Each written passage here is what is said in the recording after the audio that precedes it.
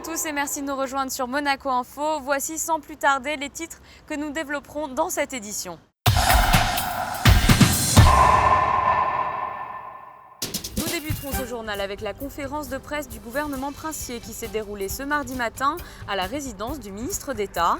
Nous prendrons ensuite la direction du Yacht Club de Monaco pour la remise des prix Monte Carlo Femme de l'année 2015.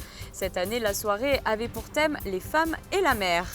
Et nous reviendrons sur l'édition 2014 de la No Finish Line qui a remis officiellement lundi soir les sommes récoltées aux différentes associations soutenues. Le gouvernement princier a tenu une nouvelle conférence de presse ce mardi matin.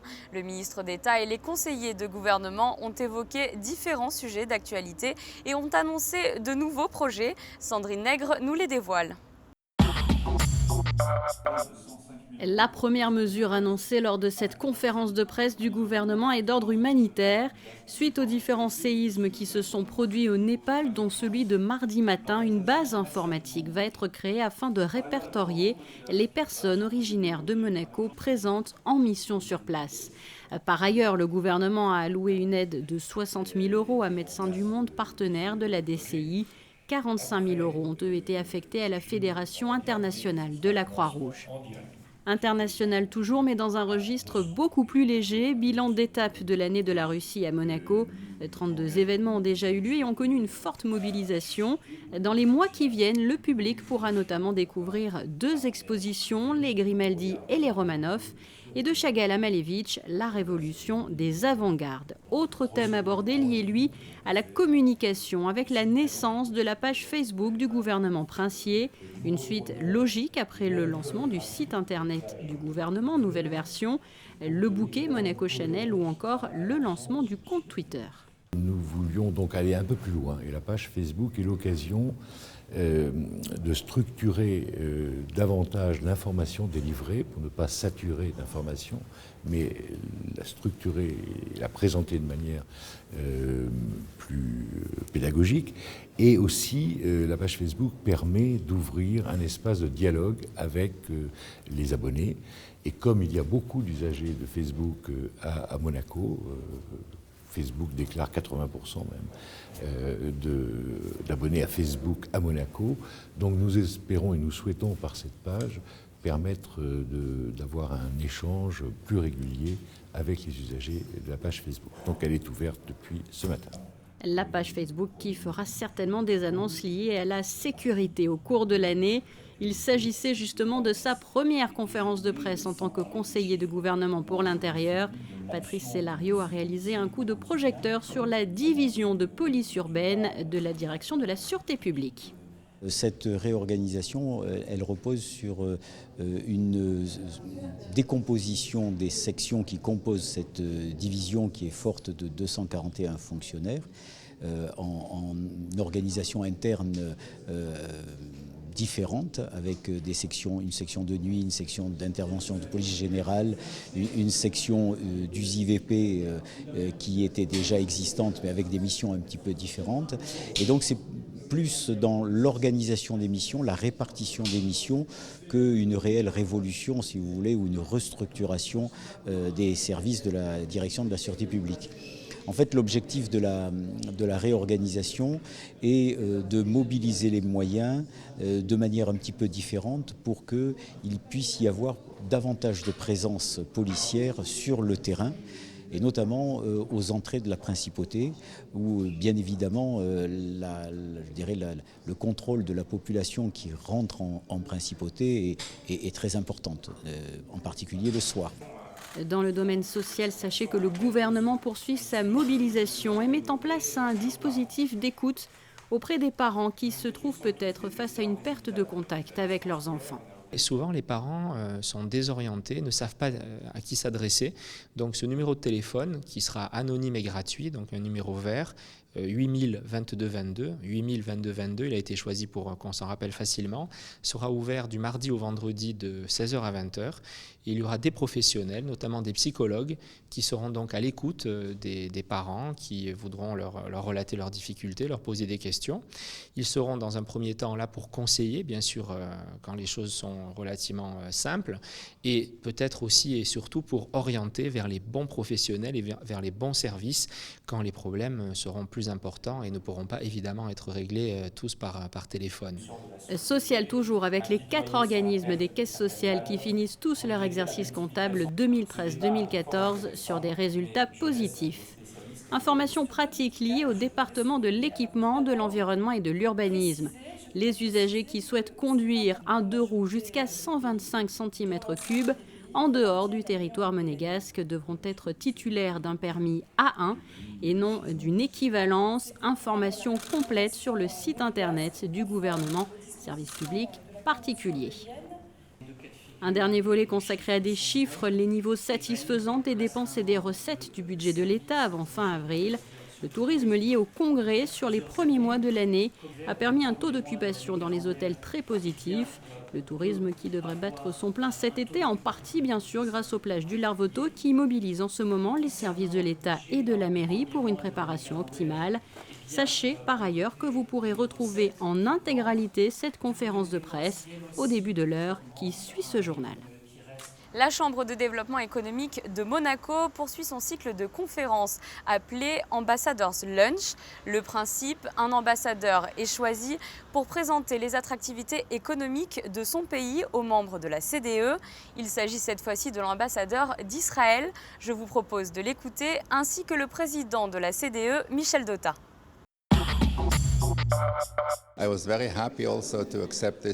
Je suis ravi d'accepter cette invitation et d'exposer les attraits de mon pays devant les leaders économiques de la principauté, parce que je pense qu'il y a de réelles opportunités entre Monaco et Israël. Je pense que l'État d'Israël est le centre de l'excellence dans le domaine de l'innovation, en ce qui concerne les hautes études, en termes de haute technologie. Et les personnes de ma délégation présentes ici vont proposer des opportunités économiques aux personnes de la CDE ici à Monaco. Ça devrait être constructif.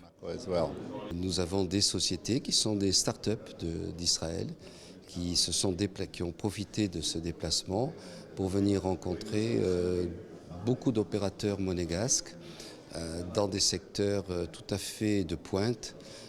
Par exemple, dans l'écosystème au niveau du béton, ou des spécialistes de nouvelles lunettes au niveau de tout ce qui est maintenant le système 3D. Puis aussi un cluster de petites entreprises scientifiques, donc très très pointues, comme sait le faire Israël en recherche et développement. Un mot à présent sur cet événement qui a lieu chaque année en principauté. Les prix Monte Carlo de la femme de l'année ont été décernés lundi soir au Yacht Club de Monaco. Alors, qui a succédé à Francine Giraudy et à Demet Sabanci Setindogan? La réponse avec Émilie Rousseau. Voilà 4 ans maintenant que cet événement a pris place dans le calendrier monégasque. Le prix Monte Carlo Femme de l'année met à l'honneur des femmes, comme son nom l'indique, qui se distinguent par leur engagement. Un thème avait été retenu pour cette édition 2015, celui des femmes et la mer. C'est des femmes, comme je dis, qui sont cachées à droite et à gauche, mais qui font des choses vraiment fantastiques. La thématique, c'était la femme et la mer. Et moi-même, quand je reçois les candidatures, je découvre chaque année des femmes vraiment merveilleuses qui font des choses exceptionnelles. On répète toujours la même chose, mais les hommes et les femmes font beaucoup de choses, seulement que les hommes ils sont toujours plus en évidence. Donc c'est notre devoir de les mettre à l'honneur chaque année. Des centaines de candidatures du monde entier sont parvenues au comité d'organisation, preuve que cet événement monte en puissance. Après délibération du jury, notamment composé du conseiller de gouvernement pour les affaires sociales et la santé, Stéphane Valéry, 2 femmes sont sorties du lot. La première n'est autre que Catherine Chabot, navigatrice, première femme à avoir bouclé un tour du monde en solitaire, sans escale. C'est toujours bon, vous savez, quand on œuvre, quand on essaie de participer avec d'autres, parce qu'on est nombreux dans cette aventure. C'est pas tous les jours facile. Et d'avoir à un moment des gens qui vous disent « c'est bien ce que tu fais, c'est bien ce que vous faites », ça fait juste du bien. Ça fait juste beaucoup de bien. J'ai l'impression ce soir, il y en a d'autres, des femmes qui sont là à œuvrer. Il y a notamment Agnès B qui est là, qui fait un travail formidable avec toute l'équipe de Tara Expédition. Voilà, j'ai juste l'impression d'être au sein d'une belle grande famille de la mer. Catherine Chabot vient d'entamer un tour de France pour le climat. Son objectif, sensibiliser et mobiliser les littoraux français aux enjeux climatiques en apportant des solutions. Elle aussi lutte pour la protection de l'environnement à travers la MPN, l'association monégasque pour la protection de la nature. Jacqueline Gauthier de Bernardi est la deuxième lauréate du prix Monte-Carlo Femme de l'année. Je savais que je venais présenter l'association, c'était mon objectif majeur. Et c'est vrai que c'est une belle récompense et surtout un bel honneur pour moi et pour tous ceux qui me suivent. Qu'est-ce qu'elle vous évoque? Catherine Chabot nous disait que justement ça la rebooste, ça lui permet de croire encore à ses rêves. Qu'est-ce que ça vous inspire ce prix? Bien, ça permet déjà de prendre conscience de l'investissement de l'association et de tous les bénévoles.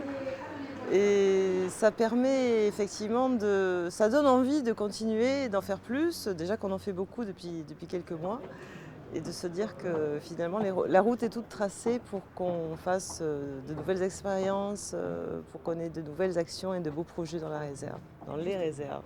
Impliquées, engagées, ces deux femmes auront reçu ce prix avec beaucoup d'émotion, un prix qui leur donne envie de se surpasser et de continuer à croire en leurs rêves d'un monde plus propre. Vous venez donc de découvrir les deux lauréates de l'année 2015. 2 prix spéciaux ont également été remis lors de cette soirée. Le premier revient à la Russe Anna Klukin, impliquée dans le monde caritatif. Le second à la styliste Agnès Troublé, plus connue sous le nom d'Agnès B, pour son engagement dans le domaine de l'environnement avec la goélette Tara. On l'écoute. Ça me fait très plaisir, c'est un grand honneur surtout de le recevoir ici, dans cette ville depuis très longtemps, qui est intéressée par l'écologie à travers le grand-père du prince même, depuis très longtemps. Le prince que je félicite, et je dis longue vie à ses jumeaux. J'ai des jumeaux aussi. Moi j'ai des jumeaux dont un des jumeaux est le propriétaire avec moi de Tara, de notre bateau. C'est lui qui a eu envie d'acheter ce bateau et de faire ce travail avec les scientifiques à travers le monde avec Tara. Est-ce que vous pouvez justement nous en dire plus? On connaît Tara Expédition à travers Monaco. Tara Expédition, il faut regarder sur internet parce qu'on raconte tout. Tara donc, va être au mois de novembre à Paris au pont Alexandre III. Tara a toujours accueilli des enfants à bord à travers tous ses voyages. Et je pense que les enfants, c'est le futur de la planète. Et les concerner, c'est ce qu'on peut faire de mieux. C'est concerner les enfants sur les problèmes, la problématique de l'écologie, du réchauffement climatique. Donc Tara s'y emploie en accueillant tout le temps des enfants, en dehors des scientifiques qui sont à bord et des artistes aussi qui sont à bord, puisque à chaque fois on emmène aussi des jeunes artistes pour qu'ils partent eux-mêmes, pour qu'ils parlent eux-mêmes aussi de tout ça, de l'écologie, de la mer et de la navigation et de tout ce que ça leur inspire. Tara a fait beaucoup de choses déjà, il est allé au pôle Nord, il est allé au pôle Sud, il a fait le tour de la planète, il a pris de l'eau partout pour constater ce réchauffement climatique et découvrir des choses incroyables dont nous allons communiquer les résultats d'ici 2-3 semaines sur les 5 dernières années et les découvertes de Tara, des choses infinies qu'on n'imaginait pas, qu'on ne connaissait pas et que Tara a réussi à nous montrer aussi grâce au microscope que nous a offert M. Le Drian quand il était président de la région Bretagne. Nous allons faire un petit retour en arrière avec l'édition 2014 de la No Finish Line, une 15e édition record. Plus de 390 000 € ont été récoltés. La remise officielle des chèques a eu lieu ce lundi au Stars & Bars. Plus de détails dans ce reportage de Fabien Bonilla. 15 524 participants ont parcouru 342 323 km, soit 71 000 de plus que l'édition précédente. Ces coureurs au grand cœur ont permis de récolter 393 671 €, car pour cette édition anniversaire, 1,15 € a été reversé pour chaque kilomètre parcouru. Un montant qui permettra de financer des projets en faveur d'enfants malades ou défavorisés grâce à la solidarité. La No Finish Line, un événement unique en son genre. Pour moi, du programme de la No Finish Line, c'est vraiment de réunir un maximum de personnes autour d'une cause. Donc pour les enfants, pour aider les enfants partout dans le monde. Et vraiment, c'est la solidarité qui se crée autour de cet événement. Quand on vient courir ou marcher, tout le monde est sympa, tout le monde est uni. Donc c'est vraiment le côté qui unit et qui réunit vraiment autour de cet événement et qui fait qu'on sent quelque chose de différent par rapport aux autres cours sportives. Il n'y a pas de compétition, même si on veut toujours faire plus de kilomètres ou être le meilleur. Il y a une compétition, on va dire ensemble en fait, pour faire le plus de kilomètres et pour réunir le plus d'argent pour sauver les enfants. En ce qui concerne la répartition de ces 393 671 € récoltés, les organisateurs ont remis un chèque de 128 616 € au centre cardio-thoracique au nom du Monaco Collectif Humanitaire. Depuis 8 ans, 80 enfants ont pu être sauvés. Près de 65 000 € à l'éducation nationale pour apporter de l'aide à des enfants scolarisés en principauté, en difficulté ou en situation de handicap. Une remise de chèque de 50 000 € au profit de Solidarité Marathon des Sables pour la construction du centre d'éveil sportif à Ouarzazate. La remise d'un chèque de 39 640 € à Tegla Loroup pour l'adduction d'eau à son orphelinat et son centre sportif au Kenya. 30 000 € sont allés à la direction de la coopération internationale afin de financer la réinsertion sociale et économique d'enfants vivant dans la rue à Madagascar. 28 100 € à Dantal pour la construction d'une école en Mauritanie. 15 000 € à l'Académie de danse pour le financement d'une bourse d'études afin de permettre à un jeune de devenir danseur étoile.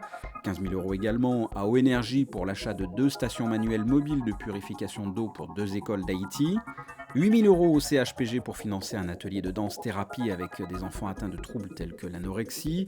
7 500 € à Fightets Monaco pour la participation au financement du fonctionnement de la maison de vie à Carpentras. Et enfin, 5 350 € pour l'envoi de matériel informatique et bureautique au Burkina Faso. Et c'est vrai que cette année, on a eu beaucoup de propositions de projets, donc c'est vrai qu'on choisit en fonction des gens qu'on connaît et qui sont sur place pour vérifier que la faisabilité des projets, parce qu'on ne veut pas donner de l'argent sans pouvoir suivre ce qui se fait derrière. Là, une soirée comme celle-là, avec les chèques qui sont ici, c'est du concret, ça doit être particulièrement émouvant, j'imagine, pour vous. Oui, parce que quand on fait le total de la somme qui va être versée ce soir, près de 400 000 €, ça fait une belle somme, donc on est très fiers, c'est vrai. Et puis bon, c'est vrai que nous, on a quand même le résultat de tous ces projets. On reçoit les photos, on sait ce qui se passe, donc c'est vraiment super. Après la remise des chèques, les organisateurs ont procédé à la remise des prix, des jeunes ou encore par équipe. Mention spéciale par exemple à la famille Rolf. Parents et enfants ont parcouru au total dans la semaine 1100 km.